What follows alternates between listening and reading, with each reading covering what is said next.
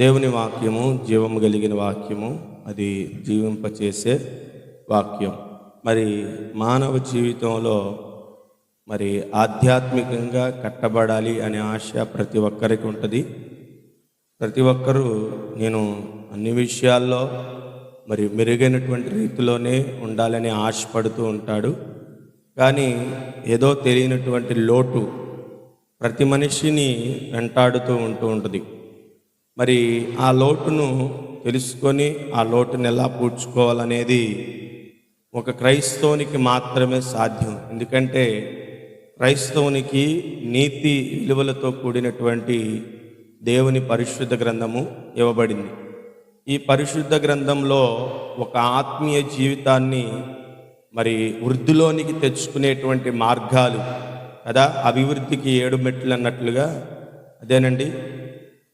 అభివృద్ధిక లేకపోతే ఎదుగుదలకు 7 మెట్ల అన్నట్లుగా మరి ఆధ్యాత్మిక జీవితంలో నువ్వు బలపరచబడాలంటే ఎన్నో మెట్లు వాక్యంలో ఉన్నాయి. వాటినన్నిటినీ వినటం, విన్నదాన్ని ఆచరణలో పెట్టి నడవడం, దాని ప్రకారంగా వృద్ధిలోనికి మనము వస్తామని పరిశుద్ధ గ్రంథం తెలియపరుస్తుంది. ప్రియమైనటువంటి దేవుని ప్రజలారా, మనము ఇదను చక్కటి మాటలు మనం వినబోతున్నాం. మరి ఎవరు అశ్రద్ధగా ఉండకుండా దేవుని యొక్క వాక్యాన్ని విందాం. జకరియా గ్రంథము 1వ అధ్యాయము 18వ వాక్యం. వైరమూర్తి టీచర్ చదవండి. అప్పుడు నేను తేరి చూడగా 4 కొమ్ములు కనబడెను. ఇవి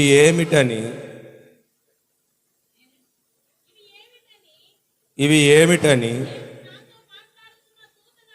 దూతనడుగగా అతడు, ఇవి యూదా వారిని, ఇశ్రాయేలు వారిని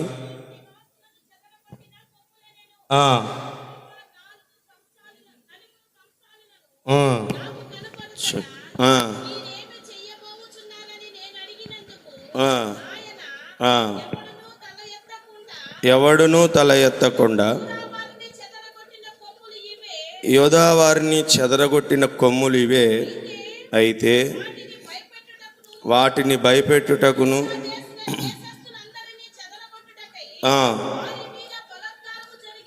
వారి మీద బలాత్కారము జరిగించిన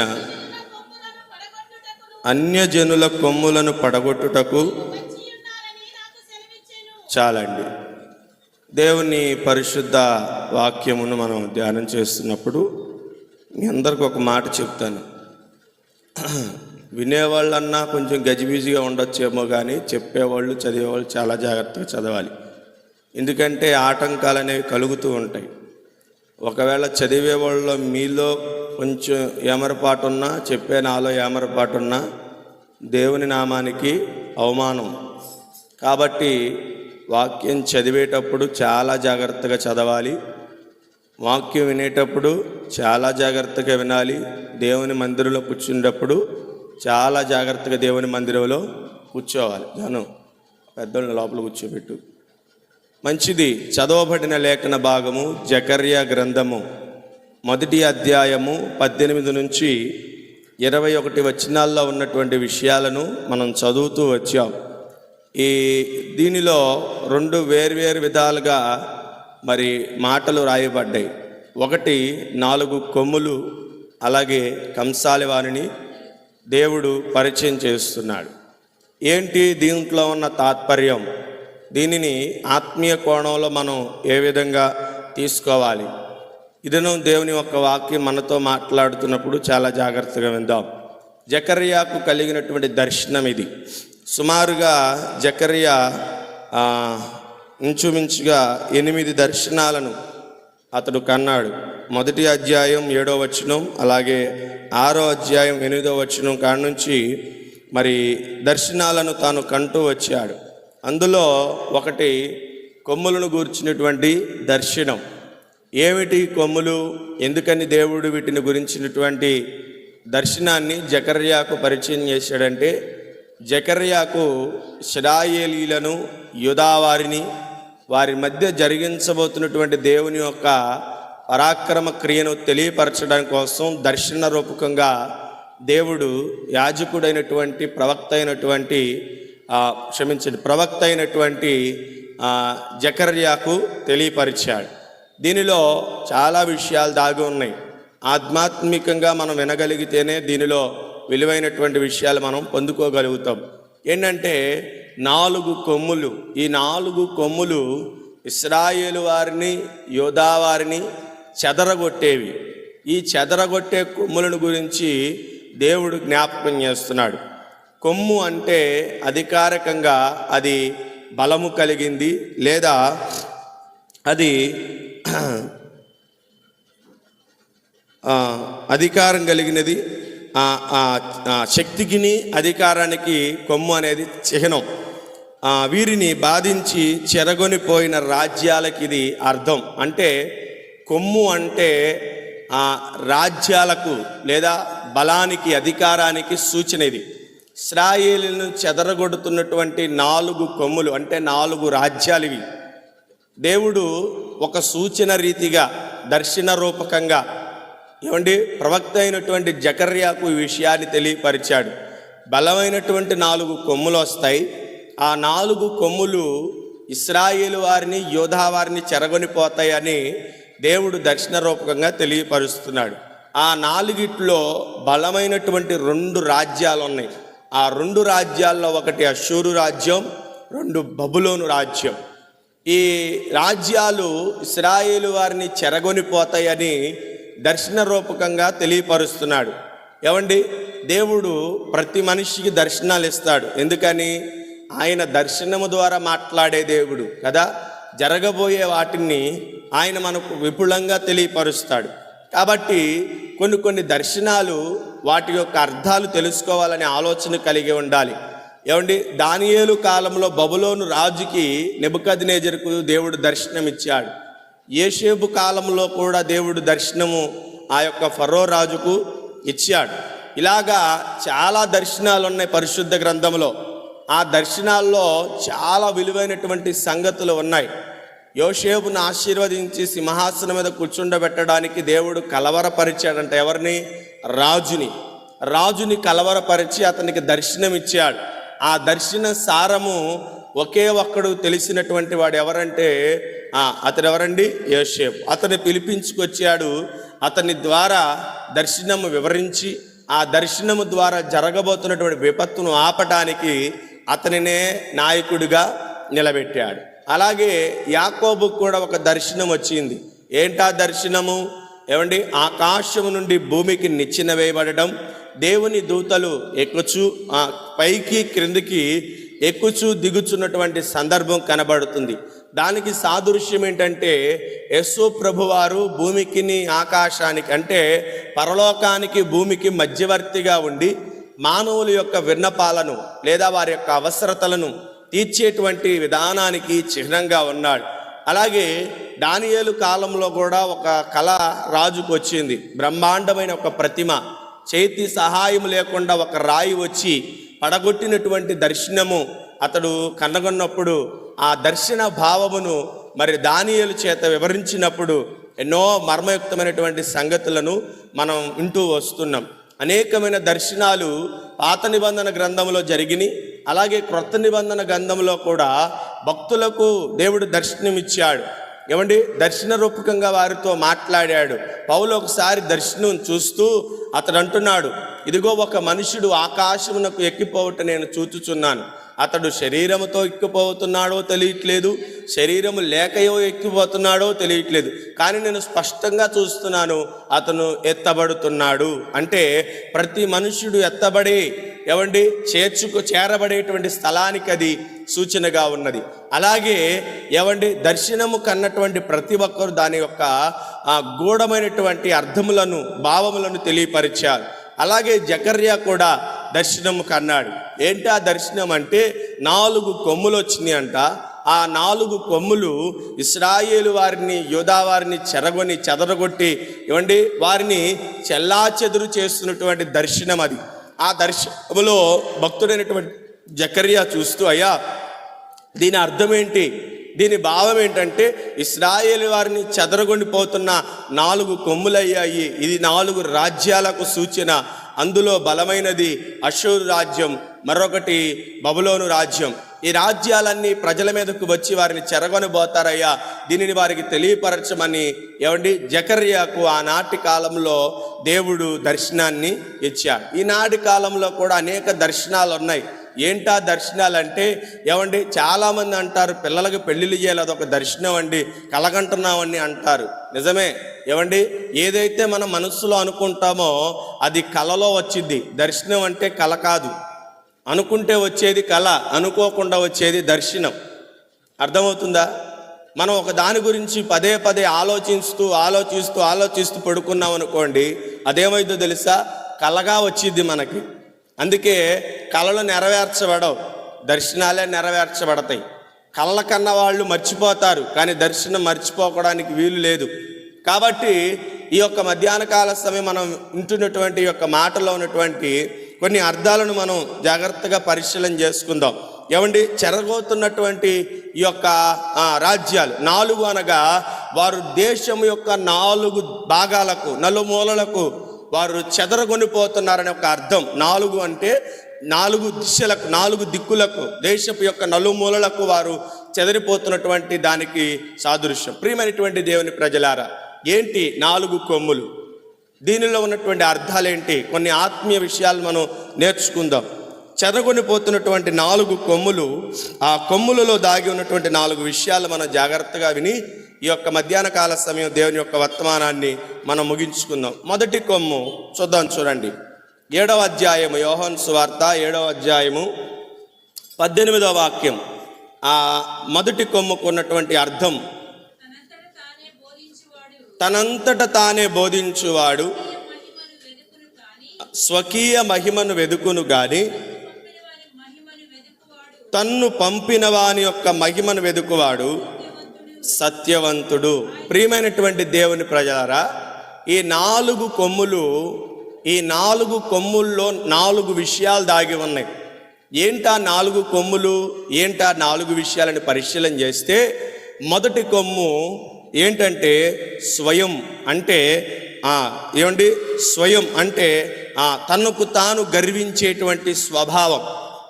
ఈ మొదటి కొమ్ము ఎవరిలో ఉంటుందో, అంటే స్వయం అనేది ఎవరిలో పనిచేస్తుందో వారు చెడిపోవడానికి, చెదరగొట్టబడడానికి అవకాశం ఉంటుంది.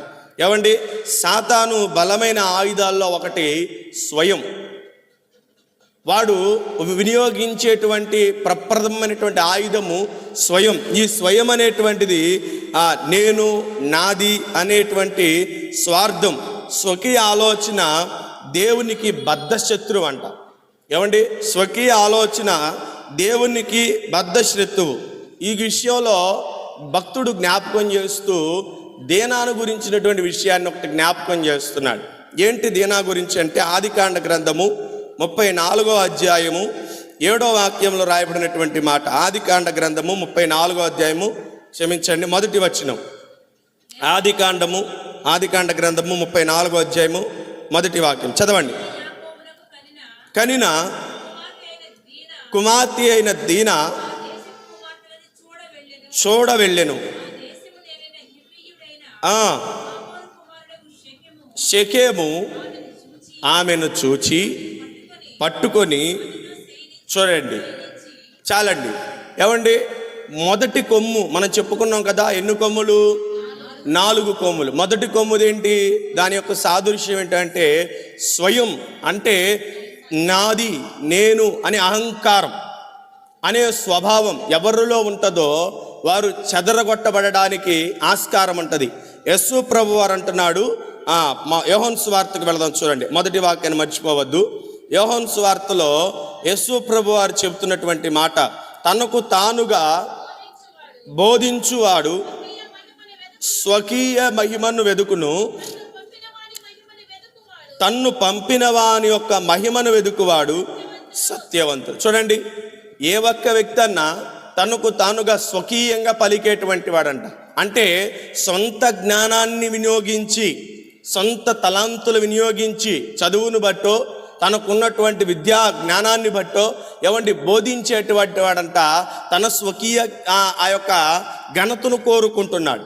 ఇప్పుడు నీలో స్వయం అనేది నీలో పనిచేసింది అనుకో, నీకు నువ్వే చెప్పుకోవాలని ఆతృత పడుతూ ఉంటావు. ఇదిగో నా విషయం, నేను ఎలా ఉన్నాను, నా స్థితి ఏంటి, నా హోదా చూడండి, నా అంగు చూడండి, నా ఆర్భాటం చూడండి, నన్ను చూడండి, నా వెనకాల చూడండి అని చెప్పి ఎంతవరకు తనకు తానే చూపించుకుంటాడే తప్ప తన్ను పంపినవాని అంటే తనని ఎవరైతే నడిపిస్తున్నారో, తనని ఎవరైతే ఆర్డర్ చేస్తున్నారో, తనని ఎవరైతే ఆ అధికారం ఇచ్చి నడిపించుతున్నారో ఆయన్ని మర్చిపోయి ఎంతవరకు ఏంటి, ఇదిగో నన్ను చూడు, నా టాలెంట్ చూడండి, నాకున్న విద్యా జ్ఞానాన్ని చూడండి, నాకున్న బలాన్ని చూడండి, నాకున్న అధికారాన్ని చూడండి, నాకున్న విద్యాబుద్ధులు చూడండి, అందరిలో నేను అంత ఎత్తరివాడును, అందరిలో నేను అంత రంగుగల దానును, అందరిలో నాకెంత తెలివితేటలు ఉన్నాయో అని పని చేసుకునే ప్రతి ఒక్కడు, అనుకునే ప్రతి ఒక్కడు చెదిరిపోతాడని వాక్యము చెబుతుంది.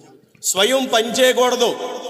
నీలో స్వయం అనేది పనిచేసినప్పుడు, నాది నేను అని పనిచేసినప్పుడు నీవు దేవునికి బద్ధ శత్రువుగా మారతావు.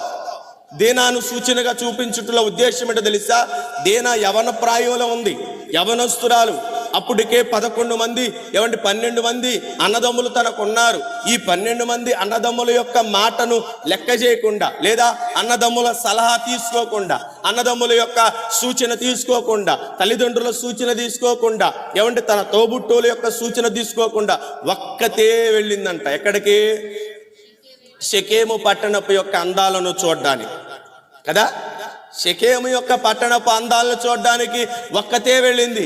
ఎవరు లేరా దీనా అంటే ఉన్నారు. ఎందుకు లేరు? 12 మంది అన్నదమ్ములు ఉన్నారు కదా, తల్లులు ఉన్నారు, తండ్రి ఉన్నాడు, పనివారు ఉన్నారు. ఇంతమంది ఉండగా ఒక్కతే అంటే నాకేమైద్ది, నన్ను ఎవరేమనలేరు, నేను ఒక్కదాన్నే, నా మాటే శాసనం, నేను చెప్పిందే చెల్లుబాటు అయ్యిద్ది, నేను చెప్పినట్లుగానే నడుచుకోవాలి, నేను చెప్పినట్టుగా వినాలి, నేను ఒక్కదాన్ని ఆరికూతుర్ని, నా మాట కాదని ఎవరైనా ఏదైనా అన్నారంటే అలుగుతాను, మూతు సాగలాగుతాను అన్నట్లుగా ప్రవర్తించావనుకోండి, ఏమైద్ది?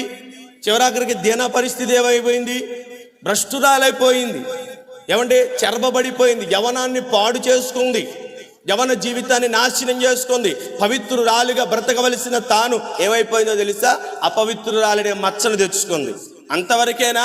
ఆ తర్వాత తన అన్నలు లేవి, ఆ తర్వాత షిమియోను ఇద్దరు కత్తివాడడానికి కారకురాలై, ఒక స్త్రీ తన స్వకీయ ఆలోచనను నెరవేర్చుకోవడానికి వెళ్ళిన ఆ విధానాన్ని బట్టి కుటుంబానికి ఎంత చెడ్డ పేరో.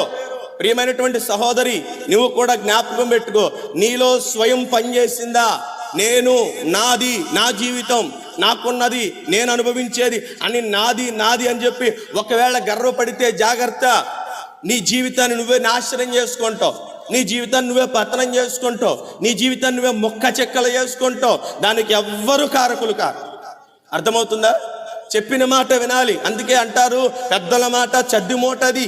ఎందుకంటే అది ఆరోగ్యకరమైనది, క్షేమస్థితినిచ్చిద్ది. నీ యొక్క శరీరానికి అది చల్లటి మాట, అది చల్లగా ఉండి పనిచేసిద్ది. నువ్వు పెద్దల మాట వినకుండా, తల్లిదండ్రుల మాట వినకుండా, భర్త మాట వినకుండా, భార్య మాట వినకుండా, సేవకుడి మాట వినకుండా, దేవుని మాట వినకుండా, ఇదిగో నా అంతట వాడు లేడన్నట్టు గర్వించి ప్రవర్తించేవనుకో, ఎవరు దానికి చెప్పండి?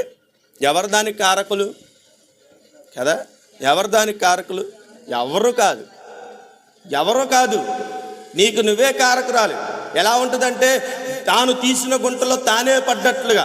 మూర్ఖుడంట తాను తీసిన గుంటలో తానే పడ్డ. ఎందుకని? ఎవడు మాట వినడు కదా వాడు, ఎవడు చెప్పినట్లుగా నడుచుకోడు కాదు. ఎంతవరకు బుద్ధి చెబుదామన్నా, ఎంతవరకు హెచ్చరిద్దామన్నా స్వయం పనిచేసేవాడికి బుద్ధి ఎక్కదు. అర్థమైందా?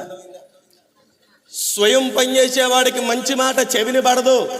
ఎంతవరకు ఏం చెప్పాలంటే, రే నువ్వు అస్సలు కరెక్ట్రా, నిన్నంటాం వాళ్ళు తప్పురా, నువ్వే కరెక్టు, నువ్వు అన్న మాట కరెక్టు, నువ్వు నడిచింది కరెక్టు, అలా దుసురుగా ఉండడం కరెక్టే, వాళ్ళ మధ్యలో అలా ఉండడం నువ్వు కరెక్టే అన్నట్లుగా ఉంటారు సేవా. వాళ్ళ మాటలైతేనే బాగా ఇంపుగా ఉంటాయి.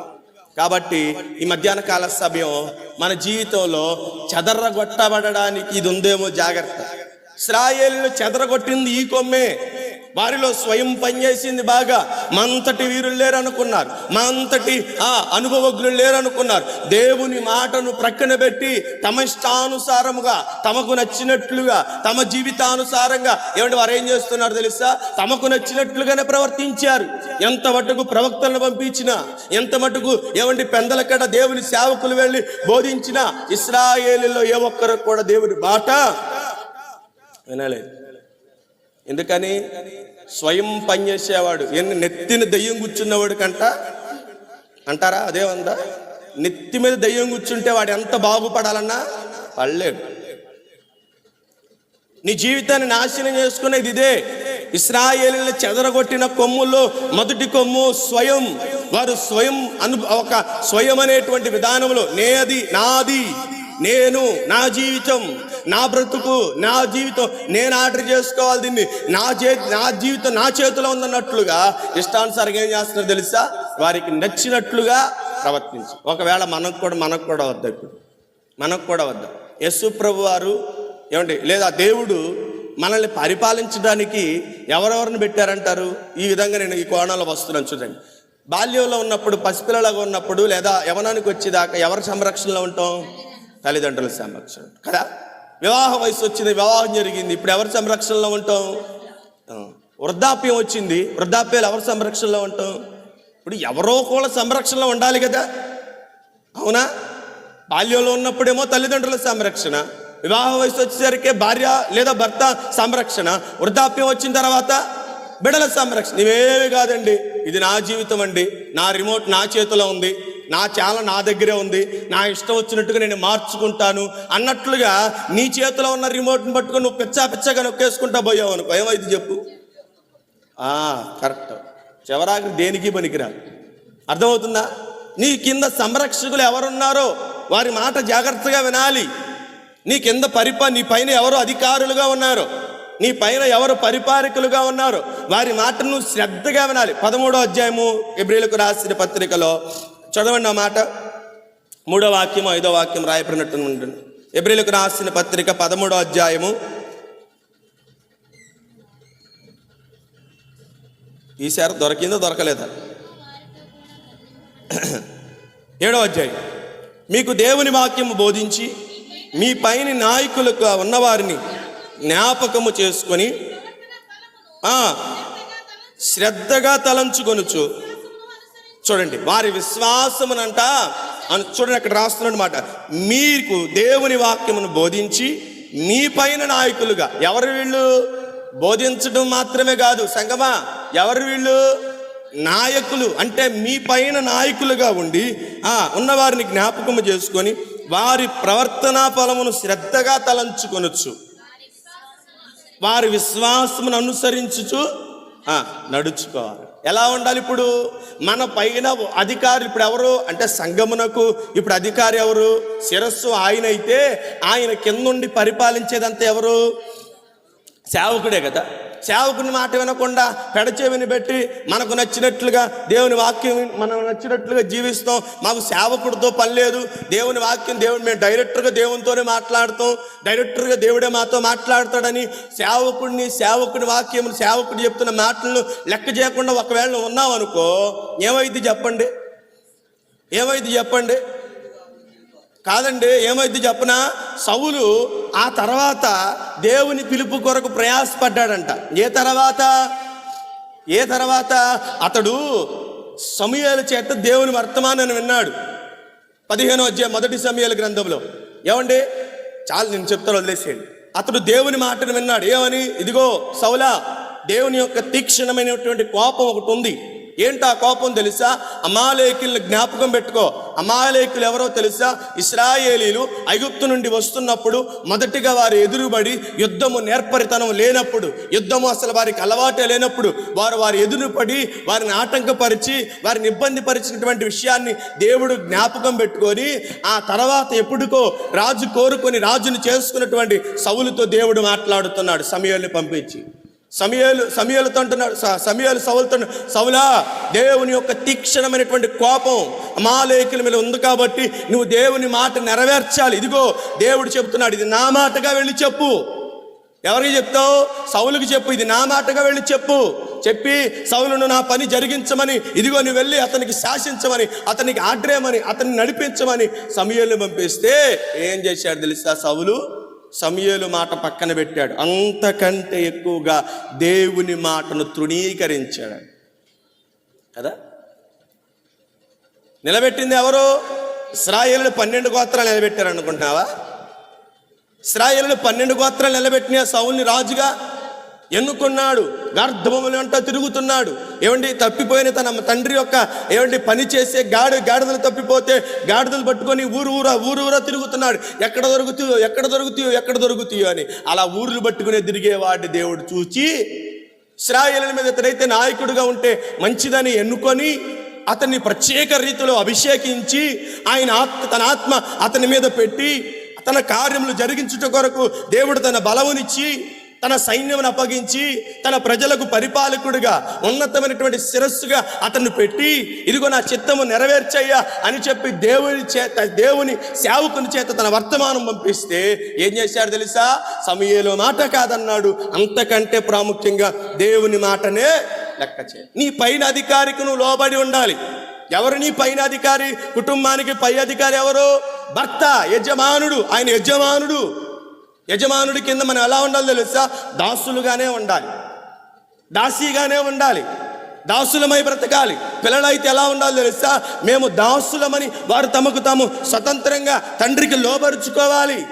తల్లిదండ్రులకు మనం విధేయులైనట అది గొప్ప భాగ్యము, దీర్ఘాయుష్తో కూడిన జీవితమని వాక్య భాగం తెలియపరుస్తుంది.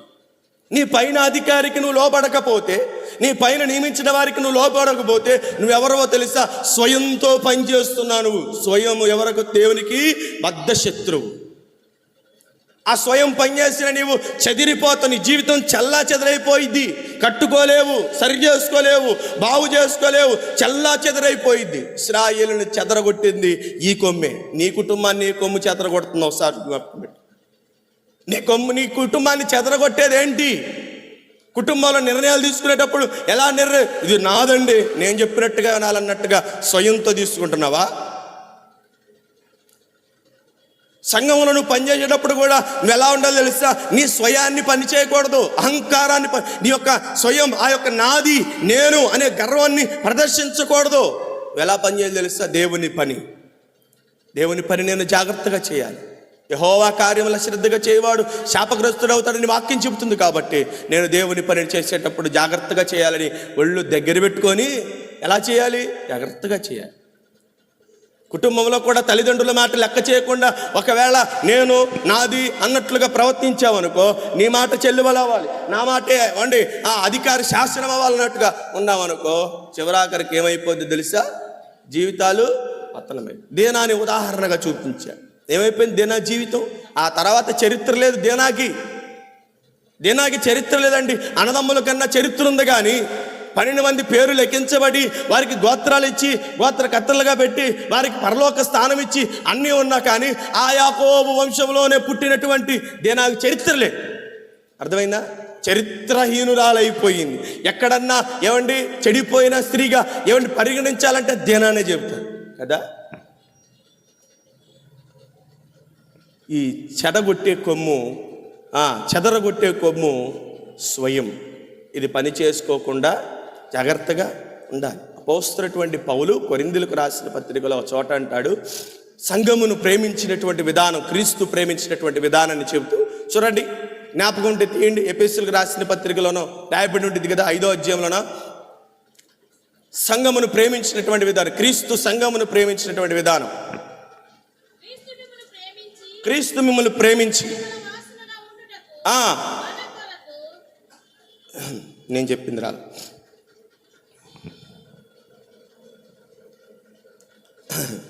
ఎఫెసీయులకు రాసిన పత్రిక 5వ అధ్యాయము 25వ వాక్యం. నేను ఒక్క నిమిషం ఉండండి, నేను 22 కాడ నుంచి నేను చదువుతాను. ఎఫెసీయులకు రాసిన పత్రిక 5వ అధ్యాయము 22 కాడ నుంచి నేను చదువుతాను. చాలా జాగ్రత్తగా వినండి. స్త్రీలారా, ప్రభువునకు వలె మీ సొంత పురుషులకు లోబడి ఉండుడి. క్రీస్తు సంఘమునకు శిరస్సై ఉన్నలాగున పురుషుడు భార్యకు శిరస్సు. అంటే భార్యకు ఇప్పుడు శిరస్సు ఎవరో, తలకాయ ఎవరో మన భాషలో చెప్పాలంటే మన భాషలో చెప్పాలంటే ఎవరు చెప్పండి? భర్త. మన తల ఎవరు అంటే స్త్రీకి చెప్తున్నాను, స్త్రీ తల ఎవరు? పురుషుడు కదా, భర్త పురుషుడు. ఇప్పుడు నీ శిరస్సును నువ్వు ఎంత జాగ్రత్తగా శుభ్రం చేసుకుంటూ ఉంటావు, ఎంత జాగ్రత్తగా చూసుకుంటూ ఉంటావు. తలనొప్పి వస్తే జడ్డు బాగా రాస్తావు, ఏమండి తలలో పేలు వస్తే ఏం చేస్తూ ఉంటావు? అడ్డమైన రకాల నూనె రాసి పేలు కాసేపు కూడా తలలో ఉండనివ్వకుండా నువ్వు బయటికి పంపించేస్తూ ఉంటావు. కుర్రులు పెరగడానికి ఒక నూనె, చెప్పండి, ఓడకోకుండా ఉండడానికి ఒక నూనె, రంగు మారడానికి ఒక నూనె చెప్పాలి, ఏమంటే రకరకాలు. చెవులకేమో యాలాడేవి, ముక్కుకేమో మెరిసేవి, మూతికేమో రంగులు మారేవి, ఇలా చెప్పుకుంటూ పోతే రకరకాలంతా తలకు చూసుకుంటాం కదా. ఇప్పుడు ఎవరైనా తలని అవమానపరుచుకుంటారా? చెప్పాలి, తలని అవమానపరుచుకుంటారా? తలని ఎవరైనా తిట్టుకుంటారా? తలని ఎవరైనా ఏమండి నువ్వు దిక్కుమాలిన దానివి, దిక్కుమాలినోడివి, దరిద్రుడు అని తలని ఎవరైనా తిట్టుకుంటారా? ఇప్పుడు తిడుతున్నావంటే నువ్వు ఎవరివి? అవమానపరిచింది కదా. ఇప్పుడు తన తలని ఎవరు తిట్టుకోరు, తన తలని ఎవరు అవమానపరుచుకోరు. అలాగే నీ భర్త నువ్వు తిడుతున్నావంటే నువ్వు ఎప్పుడు ఎవరివే? నీ తలను నువ్వు తిట్టుకుంటున్నట్టు నీ తలను నువ్వు అవమానపరుచుకుంటు. ఇప్పుడు నీ తల నీవు అవమానపరుచుకుంటే దానికి నష్టం ఎవరు చెప్పండి కదా. దిక్కుమాలనోడ, పనికి మాలనోడ, దరిద్రుడా, ఏంటా బిరుదులు కదా. నీలో స్వయం పనిచేసినంత కాలం వాక్యం పనిచేయదు. కాళ్ళ దగ్గర పెట్టుకో, కాళ్ళ దగ్గర ఏమంటే నీలో స్వయం పనిచేసినంత వరకు దేవుని వాక్యం నీలో పనిచేయదు. దేవుని వాక్యం పనిచేయాలంటే, దేవుని వాక్యం నీలో కార్యము నెరవేర్చాలంటే నీలో ఏముండకూడదో తెలుసా? స్వయం. ఆ స్వయము చావాలి. ఆ చచ్చిన రోజు నీ కుటుంబం కట్టబడిద్ది, కుటుంబం కట్టబడిద్ది, జీవితం కట్టబడిద్ది.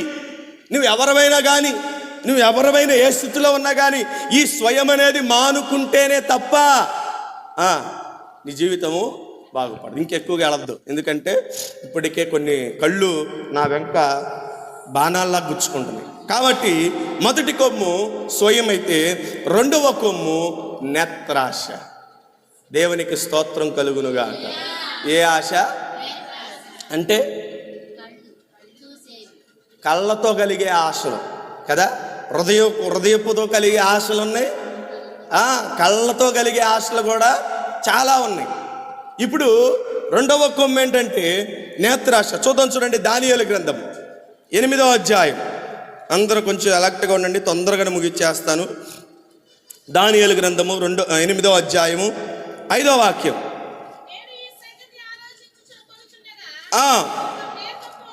ఒక మేకపోతు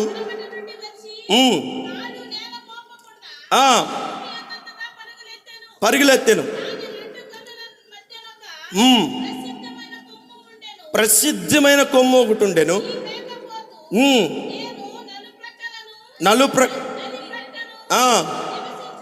నిలుచుట. చాలు వదిలేసింది.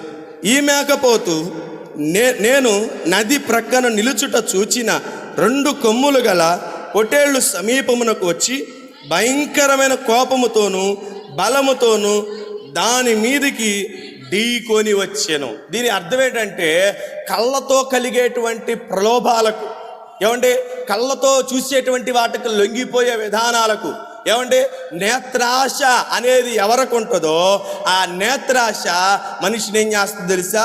జీవితాన్ని ఏం చేస్తుంది తెలుసా? బ్రతుకుల్ని ఏం చేస్తుంది తెలుసా? నాశనం చేస్తుంది. దీనికి ఉదాహరణగా మత్తయి సువార్త 5వ అధ్యాయం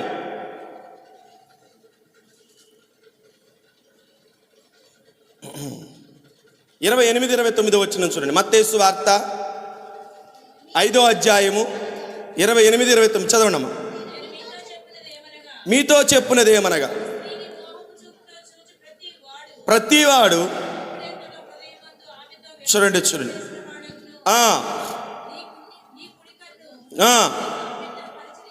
అభ్యంతరపరచిన ఎడల దాన్ని పెరికి నీ దేహమంతయు నరకములో. చూడండి ఏం చెప్తున్నాడు ఇక్కడ. ఆ పై వచనంలో రాయబడినటువంటి మాట, వ్యభిచారము చేయవద్దని దేవుడు చెప్పినటువంటి మాటను, ఇది పాత నిబంధన గ్రంథంలో దేవాతి దేవుడు మోషే ద్వారా ఇచ్చినటువంటి 10 ఆజ్ఞల్లో ఒక ఆజ్ఞ ఏంటి? వ్యభిచరించొద్దు అని ఆజ్ఞ ఉంది కదా. ఈ వ్యభిచరించేటువంటి ఆజ్ఞను ఇశ్రాయేలులు ఏ కోణంలో తీసుకుంటున్నారంటే శరీర సంబంధమైనటువంటి లేదా శరీర కలయికలను బట్టి కలిగితేనే అది వ్యభిచారం అన్నట్లుగా.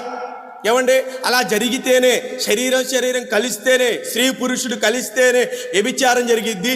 అది కూడా వివాహము కానటువంటి పురుషుడు వివాహం కానటువంటి స్త్రీని ఏమండి అది చేస్తే వ్యభిచారం కింద తీసుకొని వాళ్ళు ఏం చేస్తున్నారంటే శరీర సంబంధమైనటువంటి విషయాలనే వారు తీసుకొని దానినే పాపం కింద పరిగణించుకుంటున్నారు. ఇదిగో తాగితేనే కదండి పాపం, చేస్తేనే కదండి పాపం, ఏమంటే వెళితేనే కదండి పాపం, ముట్టుకుంటేనే కదండి పాపం అని ఈ కోణంలో ఉంటూ ఏమంటే ఏం చేస్తున్నారు వాళ్ళు, ఈ విధంగా నడుస్తున్నారు. కానీ యేసు ప్రభు వచ్చినాక అంటున్నాడు, అయ్యా ఈ ఏ విధంగా అర్థం చేసుకుంటున్నావు నువ్వు, ఏ విధంగా నువ్వు తీసుకుంటున్న వాక్యాన్ని, తాగితేనే పాపం అన్నప్పుడు అసలు ఏంటో తెలుసా, అసలు చూపుతో పుట్టినప్పుడే అసలు చూపుతో చూడడమే పాపం. అసలు చూపుల్లో కలిగిద్దే ఆ వంకరి తింకరి ఆలోచనలు. చూపుల్లో కొన్ని చూపులు అంటే చూసావా, ఏమంటే భయంకరమైన క్రూర చూపు ఉంటాయి, విషపు చూపులు ఉంటాయి, కొన్ని ద్వేషపు చూపులు ఉంటాయి, కొన్ని వ్యామోహపు చూపులు ఉంటాయి. అర్థమైందా? వ్యామోహం. ఈ చూపుల్లో ఏ చూపో ఆ చూపు ఇప్పుడు ఎదుటి వారిని చూచే విధానాలు ఎలా చూస్తున్నావు నువ్వు, ఏమంటే లోపల ఉన్నటువంటి వ్యక్తి లోపల ఉన్నటువంటి విషయం ఏంటో తెలుసా, అవతల వ్యక్తి బాగా ఏమంటే అన్ని విషయాల్లో ముందుంటున్నాడు, సంఘంలో కానీ కుటుంబంలో కానీ అన్ని విషయాల్లో ముందుంటున్నాడు, అన్ని విషయాల్లో బాగా పాల్పంపులు పొందుతున్నాడు. సేవకుడు మాట వస్తే మావాడు ఇలాగ చేస్తున్నాడని మాట ఎత్తితే ఏమంటే ఆ వ్యక్తి గురించే పొగుడుతున్నాడు. వెనకాల ఆఖరణ వచ్చింది చేసావు ఒక అమ్మ, ఆఖరిని వస్తారు చూసే ఒకళ్ళు, వాళ్ళ వెనకాల కూర్చొని చెప్పినప్పుడల్లా నవ్వుతుంటారు, చప్పట్లు కొడతారు, దేవునికి స్తోత్రం చెప్పకుండా చెప్తారు, అన్ని బాగానే చేస్తారు. కానీ చూచే విధానాలు ఏం చేస్తారు తెలుసా, చూచే విధానాలు వీడు మాలా భక్తిపరుడా, వీడికి పిల్లలు లేరు కాబట్టి పెందల కాడ వస్తున్నాడు, ఏమండి లేకపోతే వీడికి ఇంట్లో భార్య బిడ్డలు పట్టించుకోడు కాబట్టి లోపల కలిగేటువంటి విషయాలు వేసావా, ఆ విషయాలను బట్టి నువ్వు చూసే చూపు అపవిత్రం అయిపోతుంది కదా. ఈ నేత్రాశ అనేది ఎవరిలో ఉంటుందో, ఈ నేత్రాశ అనేది ఎవరిలో కలుగుతుందో యేసుప్రభు అన్నాడు, నువ్వు చూడటంలోనే పాపం. ఏ చూపు మనది, ఏ చూపుతో చూస్తున్నావు. ఈ నేత్రాశ ఎలాంటిదో తెలుసా, నీ జీవితాన్ని పాడు చేసింది. సంసోను బలవంతుడు, సంసోను ధైర్యశాలి, ఇశ్రాయేలులకు పరాక్రమవంతుడు, కానీ చూడకూడనిది చూచి ఏమైపోయాడు తెలుసా, బలవంతుడు బలహీనుడైపోయాడు. ప్రాకారములు వంటి వాడు ఏమైపోయాడు తెలుసా, పీనుగు లాంటి వాడైపోయాడు. బలవంతుడు ఇశ్రాయేలులకు పరాక్రమశాలిగా నిలబడవలసినటువంటి వాడు ఏం చేస్తున్నాడు తెలుసా, ఎద్దులతో చేయవలసినటువంటి పనిని ఏం చేస్తున్నాడు తెలుసా, దేవునికి స్తోత్రం, అది అక్కడ వదిలేసేవచ్చు. ఇప్పుడు దానికి వచ్చి నష్టమే ఉంది. దేవునికి మహిమ కలుగునుగాక. హల్లెలూయా. దగ్గరగా చెబుతాం. ఏమంటే సంసోను బలవంతుడే, కానీ ఏమైపోయాడు తెలుసా, దూరం నుండి దెలీలాను చూశాడంట. ఆనాడు నుంచి మనోడు ప్రేమలో పడిపోయాడు.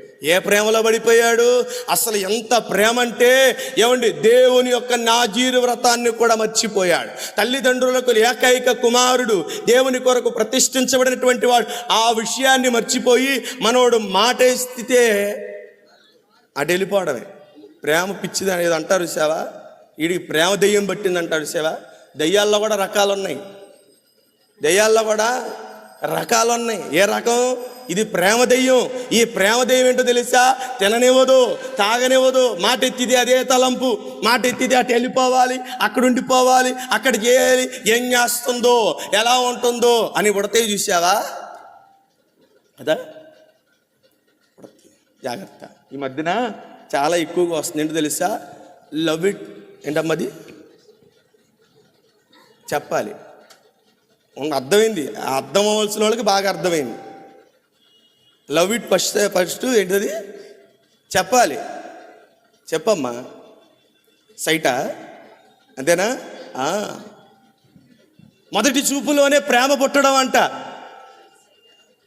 మొదటి చూపులోనే ప్రేమ పుట్టడం, చూపులోనే ప్రేమ పుట్టేస్తుంది. ఇప్పుడు ఇక వాడు ముక్కు మొహాలు తెలియకపోయినా పర్లేదు, వాడి వాలకాలు తెలియకపోయినా పర్లేదు, వాడు ఏమంటే 2 రోజులు స్నానం చేయకపోయి ఒక సెంటు కొట్టుకొని పౌడర్ పూసుకొని బయటకు వస్తే వాడిని చూసి ప్రేమలో పడిపోవడమే కదా.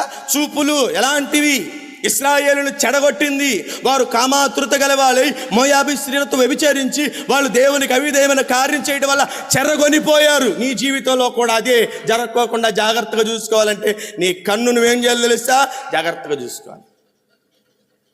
దేహమునకు దీపము కన్నే కాబట్టి నీ అవయములో ప్రతి ఒక్కటి బాగుండాలంటే ఏం బాగుండాలో తెలుసా? కన్ను బాగుండాలి. నయనం ప్రధానం అన్నారు కదా, ఈ నయనం ప్రధానమైనది కాబట్టి ప్రధానమైనదే భద్రం చేసుకుంటే ఏమైంది? జీవితం అంతా బాగుంటుంది. అంతేగాని కన్ను నచ్చిందని, కన్ను ఇష్టపడిందని సొలొమోను ప్రసంగి రాసిన పత్రికలో అతడు అంటాడు. చూడండి, ప్రసంగి గ్రంథంలో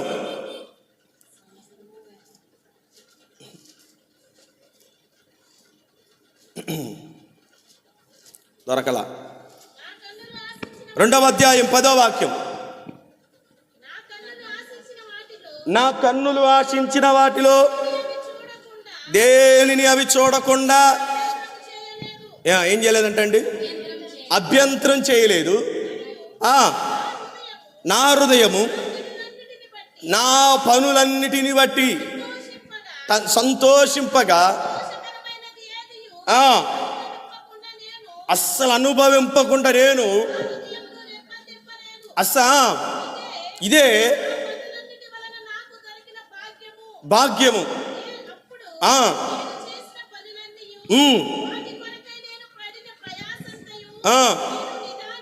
నిదానించి అవన్నీ కూడా ఎలా కనపడ్డాయి అంటండి? వ్యర్థమైనట్టుగా కనపడ్డాయి. సొలొమోను జ్ఞాని. ఏ జ్ఞానం తెలుసా? అతనికి ఏ జ్ఞానం ఉందో తెలుసా? శాస్త్ర జ్ఞానం. మొక్కల మీద వృక్ష శాస్త్రం తెలుసు అంట, పక్షి శాస్త్రం తెలుసు అంట, ఖగోళ శాస్త్రం తెలుసు అంట, భూగర్భ శాస్త్రం తెలుసు అంట. అన్ని శాస్త్రాలు తెలుసు సొలొమోనికి. కానీ తెలియని శాస్త్రం ఏంటో తెలుసా? కన్నును అదుపులో పెట్టుకోవాలన్న శాస్త్రం ఆయనకి తెలియదు. అదే తన జీవితానికి మచ్చ తెచ్చిపెట్టింది, తన జీవితాన్ని నష్టపరిచింది. అదే సొలొమోను మహాజ్ఞాని, అంతటి జ్ఞానవంతుడు, అంతటి పేరు సంపాదించుకున్నవాడు, అంతటి కీర్తి ప్రతిష్ఠితులతో తొలతూగుతున్నటువంటి వాడు తన కన్నును అదుపులో పెట్టుకోలేకపోయిన దాన్ని బట్టి ఏమైపోయిందో తెలుసా? అతను అంటున్నాడు, వీటన్నిటిని నేను తేరి చూడగా మిగిలింది ఏంటో తెలుసా? అంతా వ్యర్థం. జ్ఞానే వ్యర్థం అన్నాడంటే మనం ఎంత వాళ్ళం కదా. మన కన్నులు జాగ్రత్తగా ఉండాలి. ఏమండి, మన కన్నులు గనక జాగ్రత్తగా లేకపోతే దేహమునకు దీపం కన్ను. ఆ దీపమే తిరగబడితే ఏమైందో తెలుసా?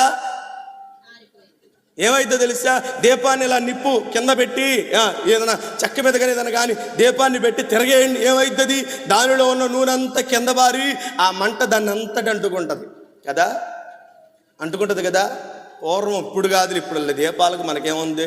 అప్పుడు నూనె వేసి లేకపోతే కృష్ణాలు పోసి పెడతారు. అది తిరగేస్తే ఏమైంది? మొత్తం అది కింద పోయి బొగ్గుమని మంట వచ్చింది. మన జీవితాలు అలా కాదు, మన బ్రతుకులు అలా కాదు. గెహాజీ పరిగెట్టాడు, కన్ను ఆశించింది అని. ఏమండి, దేశానికి ప్రపంచానికి శాపం తెచ్చిపెట్టింది అవ్వ కన్ను ఆశించిందని. నీ దేహము పవిత్రంగా పరలోక పట్టణానికి వెళ్ళాలంటే యేసు ప్రభువు అంటున్నాడు, నీ కన్ను అభ్యంతరపరిచే వాటిని బట్టి నువ్వు జాగ్రత్త. నీ కన్ను నిన్ను అభ్యంతరపరుస్తుందా? లోకం వైపు లాగుతుందా? లోక విషయాల మీద లాగుతుందా? లోక కోరికల మీద లాగుతుందా? లోకం మీద మనసును పెడుతుందా? అది చూడు, ఇది చూడు, అది తెచ్చుకో, ఇది తెచ్చుకో అని ఒకటే నీ కన్ను ఆశించేదిగా ఉంటుందా? అయితే జాగ్రత్త, నిన్ను చెదరగొట్టేది నీ నేత్రాశ. కళ్ళును అదుపులో పెట్టుకోవాలి. కళ్ళును ఏమంటే జాగ్రత్తగా చూసుకోవాలి. ఎందుకంటే ఈ దేహము, ఈ నిలువెత్తు దేహానికి కన్నే దివిటి లాంటి దీపం లాంటిది. ఈ కన్నే గుడ్డిదై చెడ్డదైతే జీవితం అంతా పాడైపోయింది కదండి. జీవితం అంతా పాడైపోయింది. జాగ్రత్త, నువ్వు ఏ కోణంలో ఏ రీతిగా ఉంటున్నావో నీ కన్నును బట్టే చెప్పచ్చు కదా. అప్పుడప్పుడు పెద్దోళ్ళు ఏమండి కొన్నిసార్లు ముఖాన్ని చూసి చెప్పేవాళ్ళు రోగం ఏంటో తెలుసా అండి. ఇదివరకు ఇక్కడ ఉండేవాడు చౌదరిపేటలో ఉండేవాడు ఒక ఆయన పండు ముసలాయన, మంచి శాస్త్రం తెలిసినటువంటి ఆయన, చంద్రశేఖర్ శాస్త్రి గారు ఆయన పేరు. మంచి ఏమండి వైద్యం తెలిసినటువంటి పండు ముసలాయన ఆయన. ఆయన లోపలికి వెళ్ళటమే ఆయన ముఖాన్ని చూసి చెప్పేవాడు రోగం ఏంటో. నువ్వు ఏ రోగంతో బాధపడుతున్నావో తెలుసు ఆయనకి. ఎందుకంటే ఆయన ముఖంలో చూసి నీ కళ్ళ యొక్క తీరు ఎలా ఉంటుందో చూసి వీడు ఈ మధ్యన కొంచెం ఇది చేస్తున్నాడు అన్నట్లుగా చెప్పేస్తాడు ఆయన. అలా చెప్పి లోపాల రోగాన్ని చెప్పాడు. నీ కన్ను గనక సరిగ్గా లేకపోతే నీ జీవితం పాడైపోతుంది. ఇంతకన్నా ఎక్కువ వివరించను, మిగిలిన మాటకి వెళ్దాం. ఇప్పుడు ఎన్నో కన్నులు ఎన్ని అయినాయి? మొదటిది ఏంటిది? ఏం చెప్పుకున్నావు? దేని గురించి చెప్తున్నా ఇప్పుడు? 4 కొమ్ములు. 4 కొమ్ముల్లో ఎన్ని కొమ్ములైనవి? మొదటి కొమ్ము ఉందా? మనలో స్వయం ఉందా? జాగ్రత్త, చెదిరిపోతాం, చెదరగొట్టబడతాం, చల్లా చెదిరైపోతాం, ఒక్క జక్కలైపోయింది. రెండవది నేత్రాశ అనే కన్ను. జాగ్రత్త, మన కన్ను మన ఆధీనంలో లేకుండా తిరుగుతుందా? నచ్చినట్లుగా తిరుగుతుందా? నచ్చిన వాటిని ఆకర్షిస్తుందా? నచ్చిన వాటి మీద లాగుతుందా? అయితే జాగ్రత్త, చెదరగొట్టబడకుండా యేసు ప్రభువు అంటాడు, నీ కన్ను నిన్ను అభ్యంతరపరిచిండలా దాన్ని పెరికి తీసేయి. ఇప్పుడు మూడవది చూడండి, కీర్తన గ్రంథం 37వ అధ్యాయము 8వ వాక్యం. అమ్మా, ఆగ్రహం విడిచిపెట్టుము, వ్యసన పడకము, అది కీడుకే కారణం. మూడవ కొమ్మేంటో తెలుసా? ఇది లైన్లో పడ్డారు. దేవునికి స్తోత్రం. మూడవ కొమ్మేంటో తెలుసా? కోపం. ఊరికే వచ్చి చూసావా? కొంతమందికి పిలిస్తే పలికిద్ది. ఏంటిది? కోపం. కొంతమందికి ముక్కు మీద ఉండిద్ది అంటారు. చూసావా? ఏంటిది అది? కోపము ఏ మనిషిలో ఉంటుంది? ఆ మనుషుడు ఏంటంట? కీడుకు కారణం. కోపపడుట వలన ఏం తెచ్చుకుంటాం మనం? కీడు తెచ్చుకుంటాం. త్వరగా కోపపడకూడదు. అర్థమవుతుందా? దానికి ఉదాహరణగా చూడండి, ఆదికాండ గ్రంథము 49వ అధ్యాయము. చకచక చదవండి అమ్మ, ముగిచ్చేస్తాను ఇక. 49:7.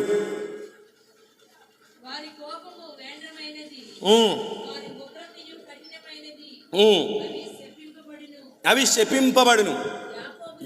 ఎవరు గురించి చెప్తున్నారు? చెప్పాలి. యాకోబు తన 12 మంది కుమారులను ఆశీర్వదిస్తూ వారి గురించి, వారి స్వభావాల గురించి, వారికి ఉన్నటువంటి విధానాల గురించి వివరిస్తూ అంటున్నాడు అక్కడ, వారి కోపము వ్యాండ్రమైనదంట. ఎంత వ్యాండ్రమైనదంట అండి? కోపం అంటే ఏంటి? వ్యాండ్రమైనదంట. ఏం చేసింది అది? వారి ఉగ్రత కఠినమైనది, అది శపింపబడిను, యాకోబులో వారిని విభజించేదను. చూడండి, కోపపడినందుకు ఏమైపోయారు తెలుసా? స్వాచ్ఛ్యం అనేది లేకుండా చెదరగొట్టబడ్డారు. మనుష్యుడా, నీకు కోపం ఉంటే అదుపు పెట్టుకో. కీర్తన గ్రంథంలో రాయబడినటువంటి మాట, ఆ కొత్త నిబంధన కూడా ఈ మాట గురించి పౌలు భక్తుడు రాస్తున్నాడు. ఏమని రాస్తున్నాడు తెలుసా?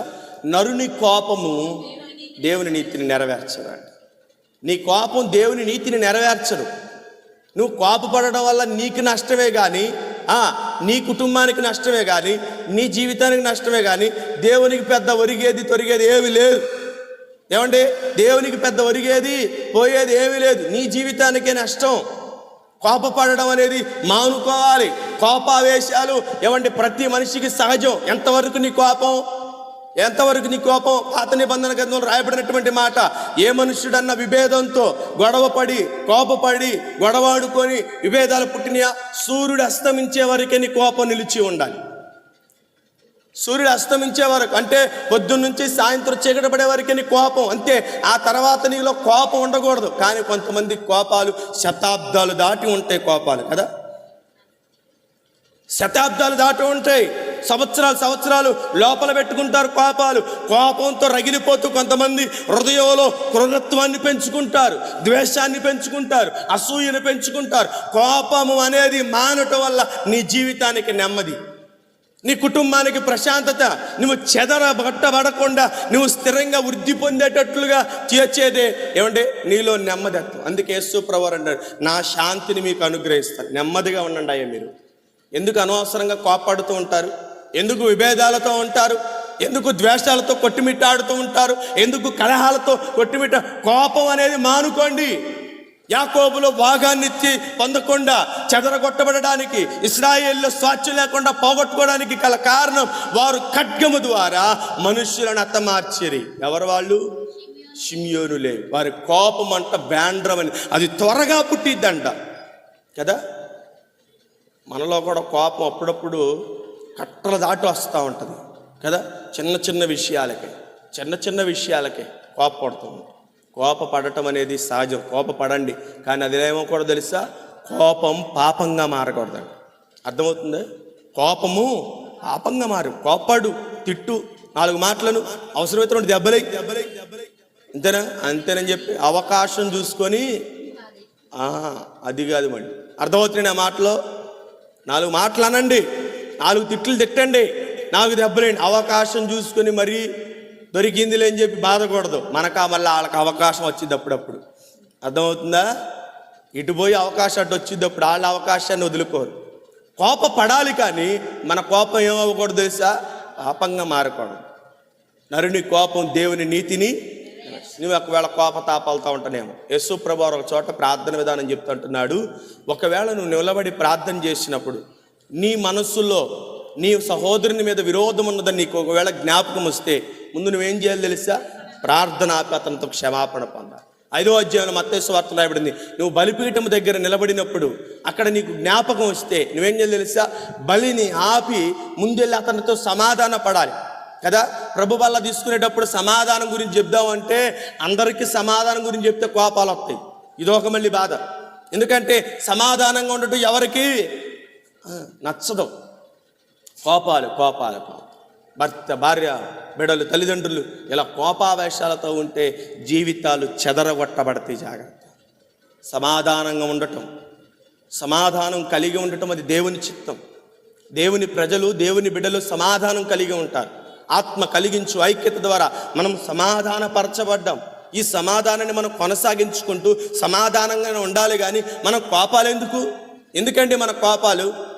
ఏమంటే గవర్నమెంట్ హాస్పిటల్కి వెళ్ళండి, నీ కోపం ఏమైద్ది చెప్పండి. గవర్నమెంట్ హాస్పిటల్కి వెళ్ళిన తర్వాత అంటే అన్ని మార్చి రూమ్, ఐసీయూ రూమ్లో పెట్టిన తర్వాత చుట్టుపక్కల అంతా వెంటిలేటర్ల సౌండ్లు వచ్చినప్పుడు అక్కడ ఉండండి, నీ కోపం ఏమైద్ది చెప్పండి. అర్థమైందా? గవర్నమెంట్ హాస్పిటల్లో ఐసీయూ రూమ్, ఎమర్జెన్సీ రూమ్ ఒకటి ఉంటుంది. ఆ ఎమర్జెన్సీ రూమ్లోకి వెళ్ళిన తర్వాత అక్కడ అన్ని వెంటిలేటర్ల సౌండ్లు వస్తాయి. కుయ్యో కుయ్యు కుయ్యు కుయ్యు కుయ్యో అని సౌండ్ వస్తూ ఉంటాయి. కోపం తెచ్చుకున్న వాళ్ళు ఒకసారి అక్కడ వెళ్ళి నుంచోండి, క్షణం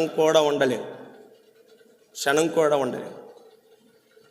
కోపం అనే వస్త్రం తీస్తే లోపల ఏముంటుందో తెలుసా, డొల్లే, ఏముండదు. అర్థమైందా?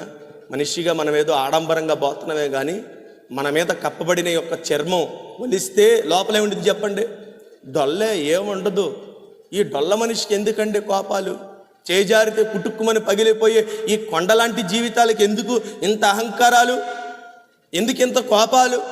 కోపం అనేది నీలో ఉన్నంతకాలం నీ జీవితం పతనమే, నీ కుటుంబం పతనమే, నీ సంసారం పతనమే, నీ సంఘం పతనమే, నీ ఆత్మీయ జీవితం పతనమే. కోపం అనేది మానుకో. కయ్యోను కోపపడి తన తమ్ముడైన ఏబేలు చంపాడు. తీరా నష్టమేమైంది? తమ్ముడిని పోగొట్టుకున్నాడు. శాపగ్రస్తుడైపోయి దేశ దింబరైపోయాడు. బాగుందా? సౌలు కోపపడ్డాడు. ఎవరి మీద? దావీదు మీద. ఏమైపోయింది? తన సింహాసనము తెలియనటువంటి అన్యుడైనటువంటి దావీదుకి అప్పగించబడింది. కుమారుడు చచ్చిపోయాడు. తన సంతానం ఉన్నటువంటి 7గురిని ఆ కొండ మీద ఉరి తీసేశారు. సమాధి కూడా నోచుకోలేకపోయారు బిడ్డలు కదా. ఏంటది కోపం? ఎంత కోపపడతావు నువ్వు? నీ కోపపు యొక్క పరిమాణం ఎంత? బిడ్డలను కొట్టావు, మంచిదే. నానా మాట్లాడినావు, మంచిదే. తర్వాత తీసుకోగలవయ్యి. నీ భర్తను అన్నావు, భర్తను చిటమడ తిట్టేసావు, మరలా తీసుకోగలవా నువ్వు? ఒక తండ్రి అంటే కొత్త కారు అని, కొత్తదంటే ప్రేమ ఎక్కువ ఉండిద్ది కదా. కొత్త కారు తీసుకున్నాడంట. తీసుకొని ఇంట్లో పొద్దున్నే డ్యూటీకి వెళ్ళే టైంలో కారుని శుభ్రంగా క్లాత్ తీసుకొని మచ్చ లేకుండా శుభ్రంగా తుడుస్తున్నాడంట. చుట్టూరా తుడుచుకొని వచ్చి మరలా ఇటు పక్క వచ్చేసరికి కారుని చూసుకునేసరికి ఆ కారు డోర్ మీద ఒక సన్నటి గీత పడింది. సన్నటి గీత పడింది. ఏంట్రా గీత ఎలా పడింది, ఏం పడింది ఏంటని చెప్పి అతడు కొత్త కారు మీద ఉన్న మోజుతో ఏమైందని కంగారు పడతా ఉంటుంటే ఈ లోపల బొడ్డోడు ఆ నాన్న గుడ్డతో తుడుచుకుంటూ వెళ్తుంటే వీడు రాయితో శుభ్రం గీక్కుంటూ వెళ్తున్నాడు. వెళ్తుంటే ఇక ఆ తండ్రి చూసి ఆ కొత్త కారు మీద మమకారంతో ఒక్కసారిగా ఏం చేశాడు తెలుసా, బిడ్డ మీద కోపం వచ్చి నెత్తి మీద టపామని ఒకడు కొట్టాడు అంతే. చిన్న బిడ్డ, పసికందు. ఆ కొట్టడం తల నేల కత్తుకొని నరాలు కళ్ళు ఏమైపోయినా తెలుసా, ఆ అదురుడికి కళ్ళు ఊడిపోయాయి. కారు గీత పడితే పోగొట్టుకోవచ్చు, బిడ్డ అంధుడైపోయాడు. వస్తే మళ్ళీ కళ్ళు మళ్ళీ తీసుకురాగలమా? భర్త మీద కోపంతో బిడ్డలకు విషమిచ్చి చంపింది తల్లి. రేపొద్దున భర్త సమాధానపడి వచ్చి అమ్మా మా ఇద్దరం కలిసి ఉన్నామంటే మళ్ళా పిల్లలను తీసుకొచ్చా అసలు కదా. కొంతమంది కోపావేశాలతో చేయకూడని పనులు చేస్తూ ఉంటారు. ఇది కాదు నీ జీవితం. కోపము చెదరగొట్టిద్ది, కోపము పతనం చేసిద్ది, కోపం నాశనం చేసిద్ది. గర్వమునకు ముందు అహంకారము, నాశనమునకు ముందు ఏం నడిచిద్దండి? పడిపోవుటకు ఏది కారణం? గర్వం. జాగ్రత్త, నీలో ఆ కోపం అనే ముళ్ళు విరుచుకోకపోతే జాగ్రత్త. యేసు ప్రభువారు పట్టబడే రాత్రి ఆ తోటలో, గెత్సేమనే తోటలో యేసు ప్రభువారు పట్టబడుతుండగా పేతురు ఒక్కసారిగా కత్తి తీసి మల్కనేవాడి చెవిని తెగ నరికితే యేసు ప్రభువారు అన్న మాట ఏంటో తెలుసా? శబాష్, మంచి పని చేశావు, నా శిష్యుడు అనిపించుకున్నావు అన్నాడా? నా శిష్యుడు శబాష్, కరెక్ట్గా చేసావు. ఇప్పటి వరకు నేను ఇంత బోధ చేస్తే నా బోధ అనకుండా నన్ను పట్టుకోవడానికి వచ్చారని చెప్పి ఏమంటే ప్రశంసలు ఇచ్చాడా? బహుమతులు ఇచ్చాడా? పదా నీ పేరు జీవగ్రంథాలు రాసి పెడతానన్నాడా? కదా, జీవగ్రంథాలు రాసి పెడతాను నీ పేరు, పదా నేనేంటో చూపించావు పదా. ఒకటే మాట్లాడు పేతురు, నీ కత్తి నీ వరలో పెట్టుకో, దేని ద్వారా తిరుగుతున్నావు అదే నిన్ను చంపిద్దే, జాగ్రత్త. కత్తి ద్వారా నువ్వు జీవిస్తే కత్తి నిన్ను చంపిద్దే, చివరాగరికి కోపంతో జీవిస్తే కోపమే నిన్ను నాశనం చేస్తుంది, జాగ్రత్త. ఇంకో చోట అంటారు ఇద్దరు శిష్యులు, అయ్యా ఈ పట్టణం మీదకి ఆనాడు సొదొమ గొమొర్రా మీదకి వచ్చినట్లు అగ్ని గంధకాలు కురిపిస్తాం, ఒక్క మాట సెలవు అంటే అంత ఆవేశపడద్దు. కోపం మనిషికి పనికిరాదు. అర్థమవుతుందా? అర్థమవుతుంది. ఎన్నిటి గురించి చెప్పుకున్నాం మనం? ఏటి గురించి చెప్పుకుంటున్నాం? ఏమండి, కొమ్ముల గురించి చెప్పుకుంటున్నాం. ఏంటా కొమ్ములు? స్వయం అనే కొమ్ము, నేత్రాశ అనే కొమ్ము, కోపం అనే కొమ్ము. ఈ కొమ్ములు మనలో ఏమైనా ఉన్నాయేమో పరిశీలన చేసుకో. ఉందా కోపం అనే కొమ్ము? అప్పుడప్పుడు చీటికి మాటికి భర్త మీద భార్య మీద భర్త కోపపడుతున్నాం కదా, కోపపడి ప్రార్థనకు వచ్చి కన్నీళ్ళు ఇడిచి ప్రార్థన చేస్తాం. కానీ ఇంటికెళ్ళి సమాధానం. నీ కన్నీరంతా ఎక్కడా? మందిరంలోనే ఏడ్చి ఏడ్చి ఏడ్చి ఏడ్చి ఏడ్చి ఆ రోజంతా అబ్బో ఎంత బాగా ఏడుస్తారు. కానీ ఇంటికి వెళ్ళిన తర్వాత సమాధానపడి మాట్లాడడం ఉండదు. కాబట్టి మధ్యాహ్న కాల సమయం జ్ఞాపకం చేసుకుందాం. 4వ కొమ్ము సామెతల గ్రంథం 16వ అధ్యాయం. ఇక ఆఖరి మాట 16-18. నాశనానికి ముందు గర్వము నడుచును. చదివేదండి, చూసారా? 4వ కొమ్ము ఏంటో తెలుసా? గర్వం. ఈ గర్వం ఎవరిలో ఉంటుందో వారు నాశనం అయిపోతారు. గర్వించి గడ్డి మేసిన వాళ్ళు ఎవరన్నా గుర్తున్నారా? ఏం చేశాడు? గర్వించి, అబ్బా చూసావా నా ప్రతిభ, నా ఖడ్గం, నా బలం, నా అతిశయం ఏంటిది అంతా నేనే అని గర్వపడ్డాడు. అతడంట బబులోను యొక్క ప్రాకారం మీద రథం వేసుకుని తిరుగుతా అతడు అనుకున్నాడంట, ఈ మహాపట్టణపు యొక్క వైభోగం అంతా నాదే కదూ, నేనే కదా దీన్ని నిర్మించింది, స్థాపించిందని గొప్పగా గర్వపడుతూ ఆ రథంతో తిరుగుతూ మాట తన నోట రాక మునిపే ఏమైందో తెలుసా? దేవుని దగ్గర నుంచి మాట వచ్చేసింది. గర్వం అసలు మనలో పనిచేయకూడదు. ఇవన్నీ మంచియా చెడ్డవా? ఇవన్నీ మనలో ఉండటం వల్ల మన బతుకులు బాగుపడతాయా, నాశనం అవుతాయా? కదా, చెడిపోవడానికి కదా ఈ కారణాలు కాదు, పడిపోవడానికి కారణాలు కాదు, చెదరగొట్టబడటానికి కూడా కారణం. నిన్ను చెదరగొడతాయి, జాగ్రత్త. నీ ఆత్మీయ జీవితాన్ని పతనం చేస్తే జాగ్రత్త. గర్వించి ఒకడు నేల మట్టుకు నరికి వేయబడ్డాడు. ఎవరో తెలుసా? సాతానుడు. వాడంట ఆకాశములో వాడు దేవుని సభామందు వాడు గర్వించి ఎక్కడ పడదోయబడ్డాడు? భూమి మీదకి పడదోయబడ్డాడు. ఇక్కడ కూడా వాడి గర్వం అనగల. కొంతమందికి అన్నీ పోయినా కూడా చింత చచ్చిన పులుపు సావదంటారు చూసారా. కొంతమందికి అన్నీ పోయినా కూడా గర్వం పోదు, గర్వం అనేది పోదు. గర్వం అనేది లోపల ఏమంటే గూడు కట్టుకొని నివాసం చేస్తూ ఉంటుంది. జాగ్రత్త, గర్వించు ఓ మనుషుడా, రేపటి నీ గతి ఏమైందో ఒకసారి గుర్తుపెట్టుకో. గర్వించిన రాజులందరూ నేలమట్టం అయిపోయారు. హిట్లర్ పరాక్రమవంతుడు, నియంత పరిపాలన, అతని వంటి పరిపాలకుడు ఎవడో లేరు. అలాంటి గర్విష్ఠుడు ఒకరోజు సముద్రం ముందు నుంచి నిలబడి మాట్లాడుతున్నాడు. కత్తి తీసి అన్నాడా, సముద్రమా నువ్వే ఒక రాజ్యం అయితే ఒక్క రోజులో నిన్ను జయించేశాడు అన్నాడు.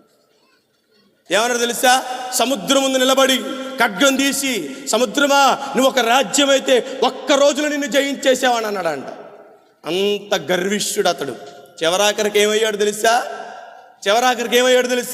ఒక చిన్న దోమ దూర తెచ్చాడు అంతే. ఒక చిన్న దోమే పత్తనం చేసేసింది. ఎంత గర్విష్ఠుడు తెలుసా? కత్తి తీసి మాట్లాడాడంట, నువ్వే కనుక ఒక్క రాజ్యం అయితే, ఒక జనమైతే నిన్ను ఒక్క రోజులో జయించి పడేస్తానన్నాడు. క్షమించండి, అలెగ్జాండర్ కదా. ఏమైపోయాడు? అయిపోయాడు. మనం కదా, గర్వం ఎంత కదండి. మట్టిలో పెట్టే శరీరానికి ఎందుకండి గర్వం కదా? మట్టిలో పెట్టే శరీరానికి ఎందుకు ఈ గర్వం? మట్టి నుండి మన్నుకి తయారైపోయింది, మట్టి నుండి తయారై మరలా మట్టికి వెళ్ళే దేహానికి ఎన్ని కావాలో ఎన్ని పోగేసుకుంటావో, ఎన్ని అలంకరించుకుంటావో. చచ్చే ముందు దాకా కొంతమందికి గర్వం పోదు కదా. ఏదో అంటారు లోక సామెత, పుట్టుకతో వచ్చింది పోదంట కొంతమందికి. అలాగ మనం ఉండకూడదు.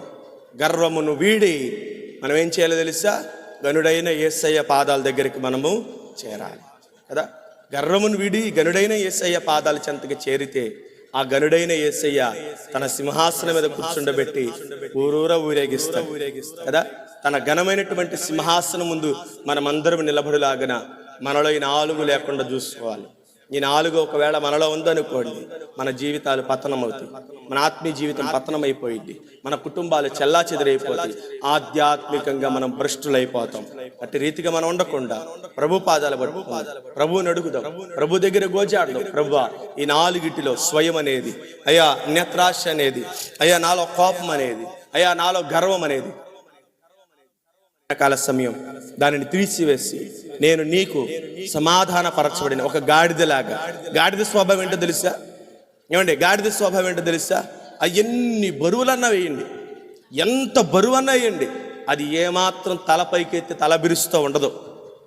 అందుకే యేసు ప్రభు వారు గాడిదను ఉదాహరిస్తూ ఏమంటాడు తెలుసా? ఆయన విప్పబడిన గాడిదను గురించినటువంటి విషయాలు. మనం గాడిద లాంటి బ్రతుకులు మనవి కదా. ఏమండి, మన జీవితాలు బరువును మోసి ఏమండి ఎప్పటికప్పుడు శిరస్సు వంచాలే కానీ ఎప్పుడు మనం ఏం చేయకూడదు? గర్విష్ఠులమై నేత్రాశతో, అహంకారంతో, కోపంతో మనం తిరుగుబాటు చేయకూడదు. పేతురు భక్తుడు అన్నాడు, ఆయన దీవించులాగున మనం దీన మనస్కులమై ఆయన బలిష్టమైన చేతుల క్రింద తగ్గించుకుని ఉండాలి. మనలో ఏ లోపం ఉందో సరి చేసుకోవాలి, ఏ పొరపాటు ఉందో సరి చేసుకోవాలి, ఏ తప్పులున్నాయో సరి చేసుకోవాలి, దేనివల్ల మన జీవితం పతనమైపోతుందో సరి చేసుకోవాలి. గ్రహించు, ఇది నాన్న దేవుని వాక్యం నీతో మాట్లాడుతుంది. చెవిని పెట్టు, ఇది నాన్న దేవుని వాక్యం నేను హెచ్చరిస్తుంది. హృదయంలో పెట్టుకో, దేవుని వాక్యం నీతోనే మాట్లాడుతుంది. అనుసరించు, నీ జీవితానికి ఇది మాదిరికరమైనటువంటి మంచి మాట. ఇది నీ జీవితాన్ని బాగు చేయాలన్నా, నీ జీవితాన్ని కట్టాలన్నా విన్న ఈ మాటలను ఏది నీలో ఉందో, ప్రథమంగా ఏది నీలో ఉంటుందో, కోపమే, అసూయే, ఏమంటే గర్వమే, ఏదైనా నీలో ఉంటే దాన్ని ఇప్పుడే విడిచిపెట్టు. దేని కొరకు నీ ప్రయాస? ఎందుకొరకు ఈ ప్రయాస? మన పితరులందరూ దేని కొరకు ప్రయాసపడ్డారో తెలుసా? భూమి మీద మన జీవితము స్థిరము కాదని ఎరిగి మరి ఏం చేస్తే తెలుసా? అస్థిరులమని స్థిరమైన దాని కొరకు వారు కనిపెట్టారు. మనం ఈ లోకంలో ఎవరో తెలుసా? యాత్రికులు. మనం యాత్రికులు. ఈ లోకంలో బస చేసేవాడు అంతే. బస చేసేవాడు భుజాన భారీ ఎత్తు సామాన్లతో వెళ్ళడు, తేలికపాటితో వెళుతూ ఉంటాడు. బరువు తగ్గించుకోవాలి. మన మీద ఉన్నటువంటి ఈ బరువును తగ్గించుకొని సులువుగా మనం ఏం చేయాలి తెలుసా? దేవుని రాజ్యానికి చేరిపోవాలి. అంతేగాని అన్నీ పోగేసుకొని ఏమంటే భుజాన వేసుకొని వెళదాం అనుకుంటే మోక్షం మనం చేరలేము. మనం యాత్రికులుగా ఈ లోకంలోకి వచ్చాం. మన గుడారం ఈ లోకంలో తాత్కాలికం అండి. మన గుడారవాసులు మనం. అర్థమవుతుందా? గుడారవాసులు. అబ్రాహాముకు లేదు ఇది. అబ్రాహాం ఎవరో తెలుసా? వాగ్దానము చేసినటువంటి వాడు, వాగ్దానము చేత పిలువబడినటువంటి వాడు. వాగ్దానాలు ఉన్నాయి అబ్రాహాముకి, కానీ అతడు ఎలా ఉన్నాడు తెలుసా? గుడారములో ఉన్నాడంట. అతని సంతానము కూడా వాగ్దానమునకు వారసులైనప్పటికీ అబ్రాహాముతో పాటు కూడా గుడారంలో నివసి. వారికి లేని గర్వాలు, వారికి లేని అసలు మనకి ఎందుకండి? అవునా? వారు తగ్గించుకొని ఈ లోకంలో మాదిరికరమైనటువంటి జీవితాన్ని కలిగి జీవించారు. అందుకే ఇస్సాకు ఎక్కడ ఎత్తన వేసినా ఇస్సాకు ఆశీర్వదించబడ్డాడు. యాకోబు ఎక్కడ నిలబడినా అతను వృద్ధి పొందాడు. అబ్రహాము దేవుడిచ్చినటువంటి స్వాస్థ్యాన్ని పొందుకున్నాడు. మరి మనము కదా, మన జీవితాలు, మన బ్రతుకులు మధ్యాహ్న కాల సమయం ఎలా ఉన్నాయో పరిశీలన చేసుకుందాం. దేవుని యొక్క వాక్యం మనతో మాట్లాడుతుండగా, దేవుని వాక్యం మనల్ని హెచ్చరిస్తూ ఉండగా మనం మన జీవితాలను సరి చేసుకోకుండా పెడచెవిని పెడితే, సామెతల గ్రంథంలో రాయబడినటువంటి ధర్మశాస్త్రపు మాటలు వినబడినప్పుడు పెడచెవి పెట్టుకున్న వాడి ప్రార్థన నాకు హేయం. నేను వాడి మాట వినను, వాడి మొర్ర వినను, వాడి చేసి ఆర్తనాదు నేను విననే. కాబట్టి ఈ ధర్మశాస్త్రపు మాటలు వినబడుతుండగా నీ జీవితాన్ని సరి చేసుకో.